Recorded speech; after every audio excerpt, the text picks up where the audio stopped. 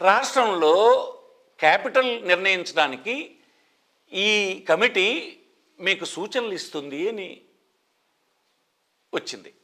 ఆ కమిటీ వస్తే ఆ కమిటీని మీరు గౌరవించలేదు. కనీసం వారికి అవసరమైన వసతులు ఇవ్వలేదు కదా. ఆంధ్రప్రదేశ్లో చూపించాల్సిన ప్రదేశాలకు చూపించకుండా కూడా మీరు హింసించినారు, వెంటబెట్టేశారు.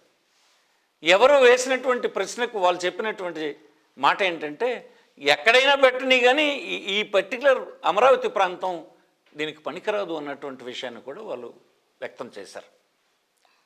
అందుకే మీరు కోపంతో వాళ్ళకి విశాఖపట్నం పనికిరాదని, ఇతర ప్రాంతాలు పనికిరావని వాళ్ళని పంపించారు. ఎందుకంటే మీరు ప్రభుత్వంలో ఉన్నారు కనుక. అంటే ఆనాడు చట్టంలో 6లో ఉన్నటువంటి అంశం మీ మనసులో ఉన్నటువంటి మాటకు వ్యతిరేకంగా ఉంది కనుక అది మీరు గౌరవించరు. కానీ ఇప్పుడు అదే చట్టాన్ని ఎమెండ్ చేయమని భారత ప్రభుత్వానికి మీరు పరిగెట్టారు. దేన్ని అడ్వాంటేజ్ తీసుకున్నారు? మీకు కొద్దిగా పార్లమెంట్లో ఒక స్ట్రెంగ్త్ మీకు ఉంది కనుక, దేశంలో ఉండేటువంటి ప్రభుత్వానికి మీ అవసరం ఉంది కనుక ఆ చట్టానికే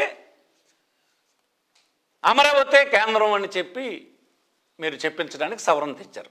ఇది ద్వంద్వ వైఖరి కదా.